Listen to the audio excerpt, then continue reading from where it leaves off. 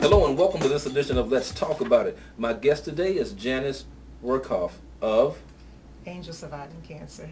Angels Surviving Cancer. Yeah. This is a very serious topic. We're talking today about breast cancer, which is a huge epidemic that's going on right now.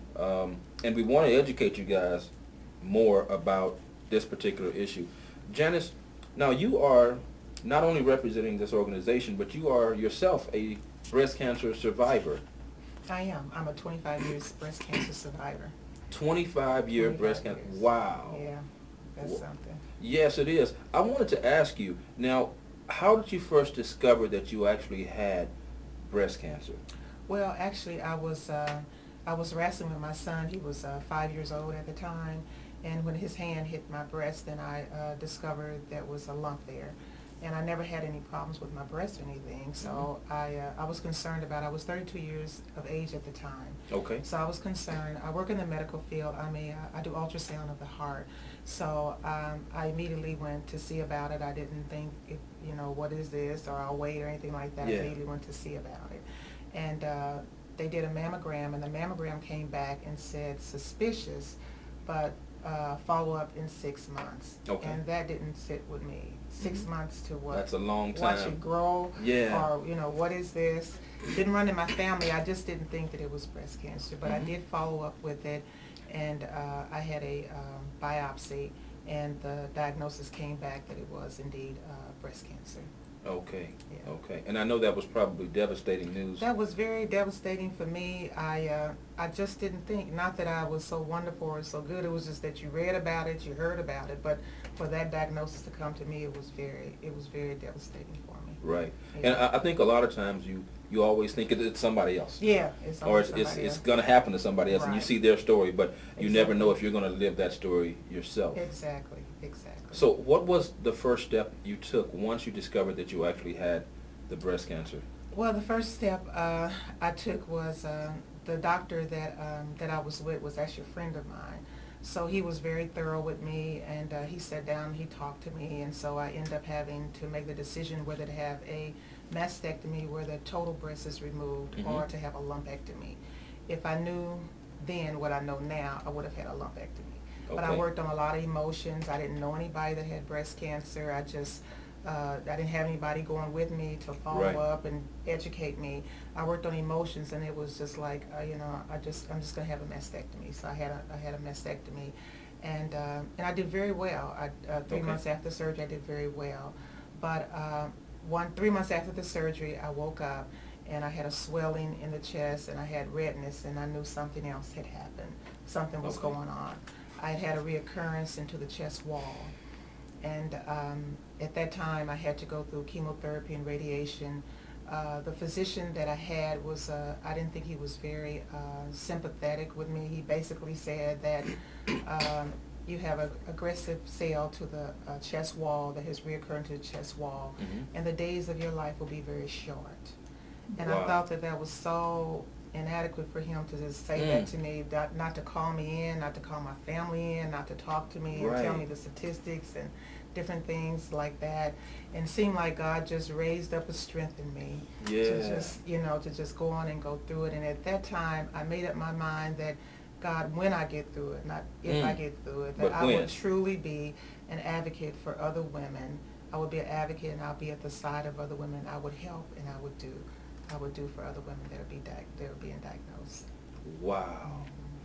And I always say this, we never go through things just for us, Oh yeah. but we go through them to bless other people, Yeah. and also to be a testimony as to what can be done even in our worst circumstances, when we're able to still stand and to still move forward. I wanted to ask you, you mentioned a mastectomy versus a lumpectomy.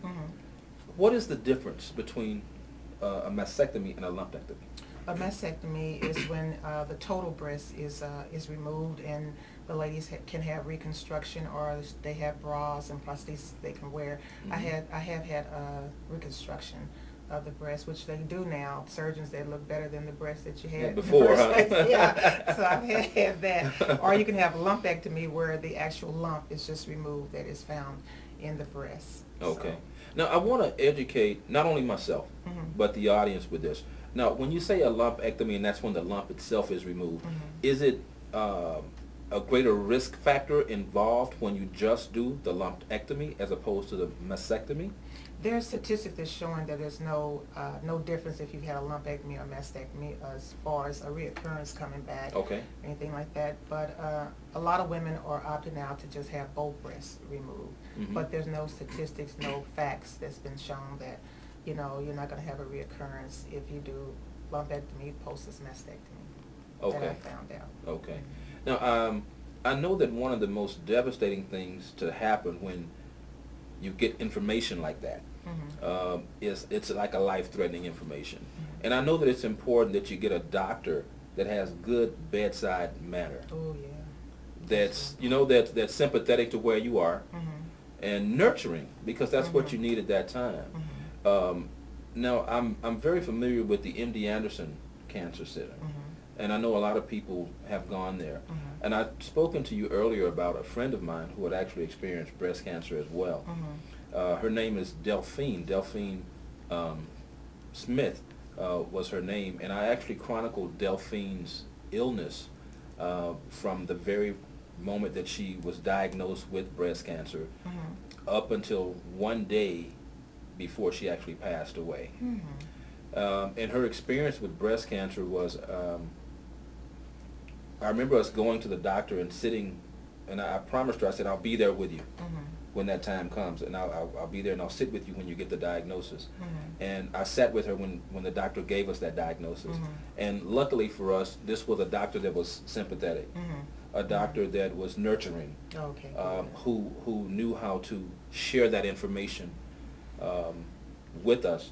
And I remember for her, it was such a devastating moment when he said it, and she got up to run out of the room.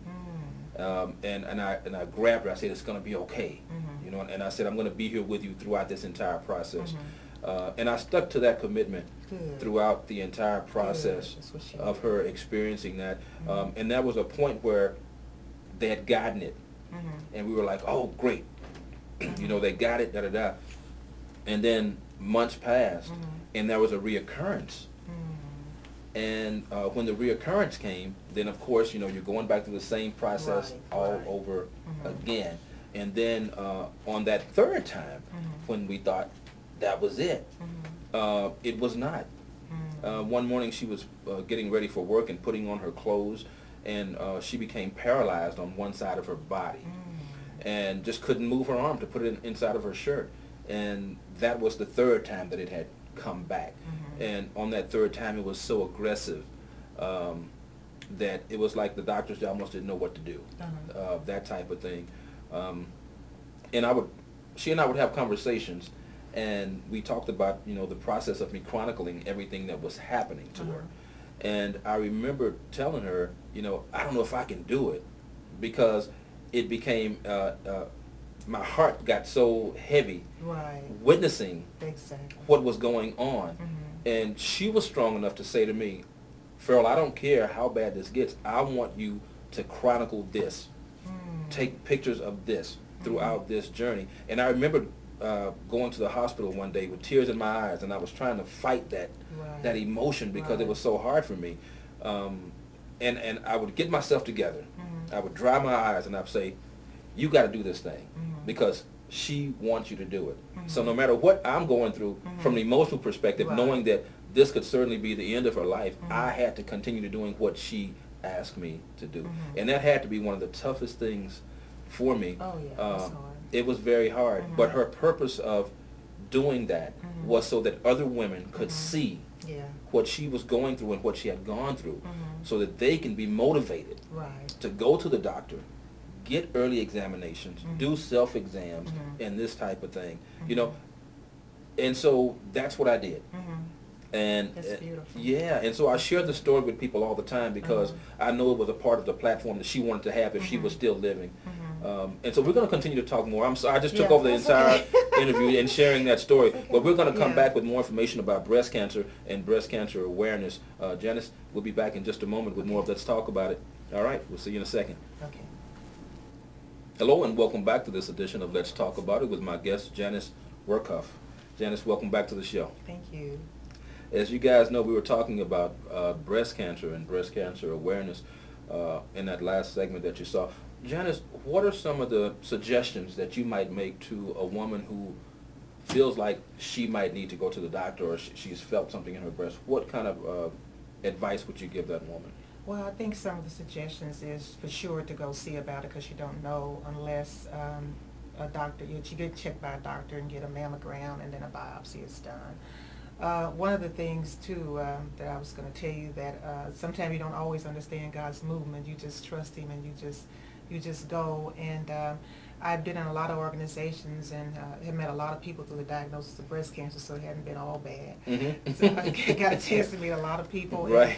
And was going to a lot of ladies' bedside and was kind of blocked by a lot of different things a lot of women were going through, or depression or incest or rape or different things like that. So I went back to the School of Biblical Studies so that I could be better equipped to talk to the ladies, give them hope.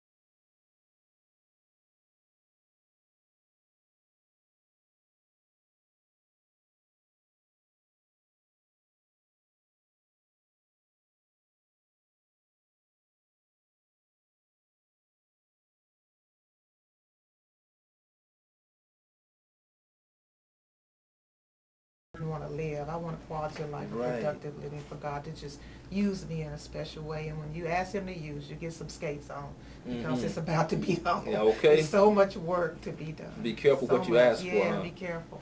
Be careful. Yeah. He's been Wow. You know, and I've seen actually over the last few years reports about men actually, just like you said, Yes. men getting breast cancer, but so often we always thought it was a woman's issue Right. and right. never a man's issue. But Right. these things affect men as well. It Now, does. I wanted to go back to about the detection thing because I know for a long time they were like, the doctors were like, oh, you don't need to get tested until you're a certain age. Right. Right. But I've actually heard of stories where younger women Yeah. have actually been diagnosed with breast cancer that's under the age of the Right. time that the doctors say you should get tested. Right. What do you say about that? I think for African American women, they have been diagnosed younger. Like I say, I was 32 years of age, and American Cancer Society is saying 40 years of age. I just think that if it's a history breast cancer in the family, that they should automatically just go ahead and get tested. And if something's going on that's different, you kind of know your body, that you should go and get tested. The younger women should just go and get tested. Right. All women. Okay. Okay. Yeah. And I've also seen situations where people are like, okay, well, it doesn't run in my family, so I think I'm okay. But just because it hasn't ran in your family does not mean that you're okay. Right, right. That's where we go into the community and do educational talks and speakers. We speak to the churches and the schools, like I say, and different things, and educate them. It's all about education, give the education to Absolutely. them. Yeah, just giving the education to them. And now, one of the ways that you're getting that education to people is through the book that you've written, right? Yes, I did.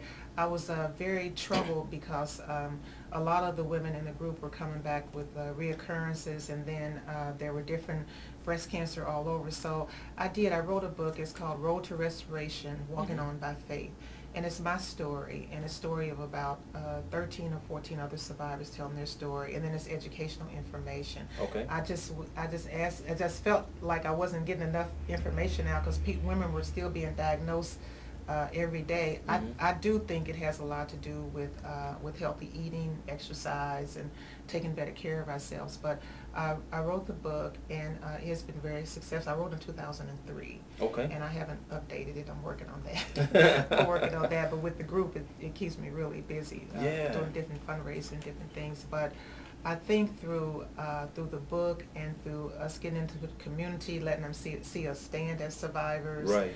and then coming to our monthly meetings. We have different speakers that come in and talk to us in our monthly meetings. I think that helps give the women hope, and I think it gets women out there. A lot of people were saying that it had to do with transportation and no insurance, but we found that women do have insurance and they do have transportation. It has to do with fear. A lot of fear. Okay. If they find something, well, if it don't bother me, I'm not going to bother it. That kind of mindset. So it's just kind of renewing of the mind through education and letting them see us. Wow. Now, I know a lot of times women are not able to or afford breast examinations and things like that. Is there anything that you guys do within your organization that maybe free services where they can get free exams, or places that you can let them know about? Yeah, we have the Rose.org, the Rose organization. They do free mammograms. The Rose? The Rose. And then the Wellness Center is a holistic wellness center. And they do for younger people. They do tomography. It's called tomography, where it will catch younger people early in age. It will catch it really early if they have something going on, and they'd be able to look at it. Is that right? So that's really good. It's the Wellness Center. It's on Benz. I can't think of the name of it right now. It's a holistic wellness center, so we do use them too. Okay. So we have different resources. They don't put on the radio or TV or anything like that, but we have different resources that we can get to the ladies. That's fantastic. And that's what's important, that they have that type of information, so that they can get the help that they might need. Exactly. Or if they're not able to afford it from a medical perspective, that they will have that resource. Exactly. For more information about your organization, how would people get in touch with you to get more information about the organization? Oh, our email address is angelsurvivingcancer.net, and our website is www.survivors@angelsurvivingcancer.net. All right. Well, I certainly thank you for giving You're us a welcome. wealth Thank of you for having information. me. Yeah. Absolutely. You were quite a pleasure, Janice. Thank you. And we're going to do another segment on breast cancer awareness for the month of October in the days to come. And I'd certainly like to have you back on that show segment to talk more about this particular issue that affects so many women at large. For more information about our show, you can reach us at Let's Talk About It 12TV at gmail.com. That's Let's Talk About It 12TV at gmail.com. Until next time, we'll see you then.